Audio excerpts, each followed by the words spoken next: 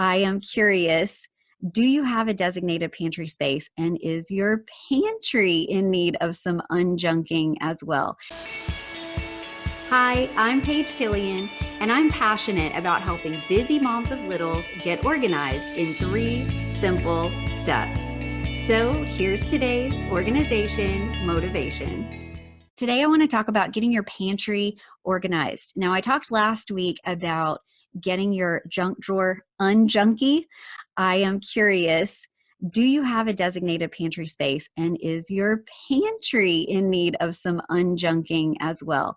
I'm going to give you a few tips that will be helpful in getting that space really styled in the way that you want it. But first, let's start with the 3 E's that you might want to use for getting your space organized. So I always lead with the essential, and that is the purge. So much of the purge in this particular case with your pantry, if you haven't done this already, make sure you are getting rid of any expired foods or any foods that you know are not going to be eaten. What you really want to do and achieve with your pantry is making sure you're not wasting money because things are going bad too quickly, and you're able to glance at it quickly and say, this is what I have. This is what I need to pick up when I'm at the grocery store. So we are going to do that essential purge to get rid of anything that's been brought in that you're not going to use anymore, or certainly anything that's expired. That is your essential. The second step of the 3 E's is your enhancement.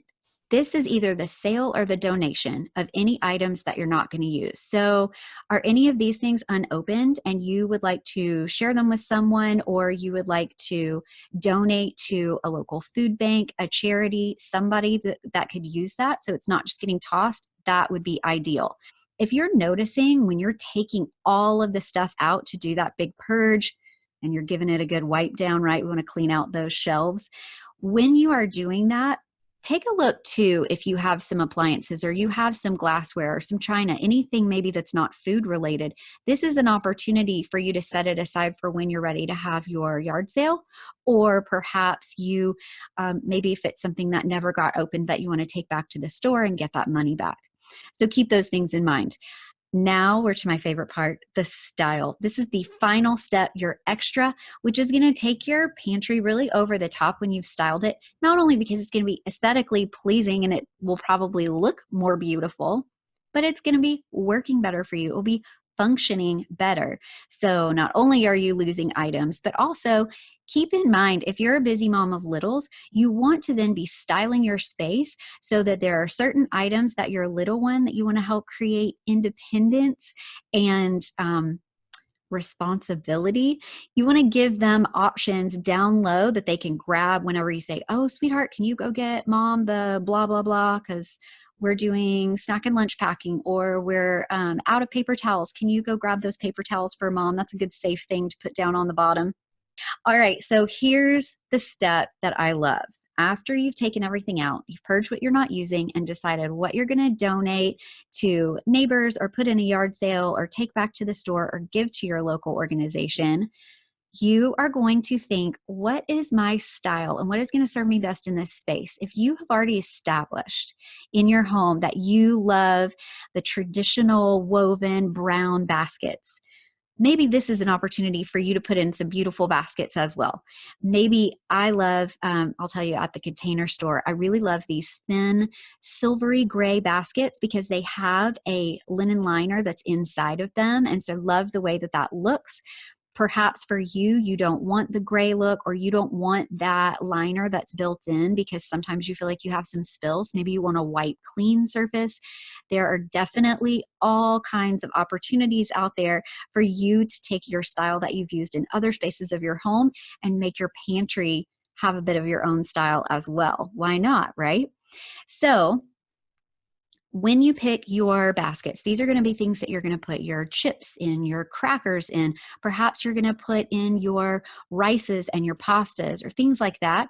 These are bulkier, larger items. You want to put those things in the baskets, or when I say baskets, I also want you to know this can be an opportunity to use some clear acrylic bins as well.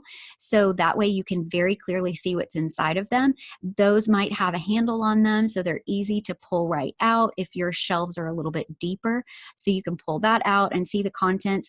But the idea here is you want to put larger, bulkier items that you maybe would like to keep in their boxes. I'm a big fan of deboxing. So for example, perhaps your cereals, you would like to get some new cereal containers. And in these cereal containers, you're going to be able to see, if they're clear, how much you have left. So that's going to be super helpful. So you know, oh, I need some more of that. We're going to be able to have that 2 more times before we run out. So let's see what else. Let's go ahead and get to labeling as well. I do want to say, on those glass jars, on those cereal containers, on those baskets or those acrylic bins, you would like to glance at those quickly and see them. But if you have some that are opaque and you can't see through them, perhaps that is the perfect opportunity to get a little clip label and write on with a Sharpie or write on with a chalk pen. I do love a chalk pen for those plastic, clear, acrylic, or glass jars. So another thing I want to tell you about, and I think it totally gets a bad rap, okay, is a lazy Susan. And I particularly love the divided clear lazy Susans or turntables. But what you want is you want the spinning tray. And the reason that these are great for pantries and many other places I'll go into another time, the reason these are so fantastic is because they are great for bars, breakfast bars, protein bars, fruit bars, fruit snacks, those little squeezy pouches that you might have if you have a baby. And those fit in those divided turntables really well. And spinning them allows you to not have to have so much space above. So if you do have a tighter shelf that you're working with in your pantry, this is fantastic because you can spin it around and come to the front, whatever it is, the item that you need. Same with if you don't have the divided one, but you have just looks like a plate, just the round plate. Those are great for your oils and your vinegars, perhaps your larger spices that maybe you don't want to put into a spice rack because it's an abundance of one. That's like your seasoning salts or your dry rubs, things like that, that usually come in those bulkier packets. This is a great, just a plain lazy Susan that looks like a plate, doesn't necessarily have to be divided. Those are great options to put those there. So whatever your style is, they've got a lazy Susan for you. There are tons of great container options based on whatever items you have. If you are a baker and you want to have your baked goods like your flours and your sugars and all those different things in decanted containers, because every time I go to organize a pantry that's got baked goods in it and they have flour, because flour is the finest of fine powdery substances, and it's always just exploding out of the paper bag that it comes in. I have no idea why this flour is not sealed in better container.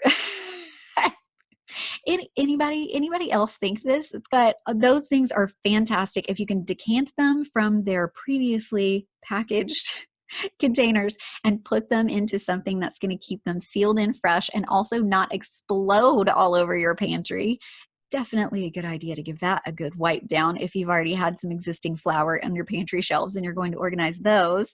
Use your 3 E's to do your essential, purge, enhancement, the sale or donation, and your extra of styling that space so it is working best for you and your family and definitely not costing you extra money in lost food and items that have gone to the backs of the shelves to die. I'm very familiar with that. Not anymore. My pantry is super organized now and I'm loving it. And I want that for you too. Hey, thanks for watching this video. For more resources to organize and style your busy life in 3 simple steps, head over to everythingwithstyle.com and connect with me on Instagram at everythingwithstylemom. Don't forget to check out the Mom's Organization Motivation podcast over on Apple Podcasts, Spotify, any of your favorite platforms. And if you loved this video, it would make me so happy if you would subscribe and share it with your friends.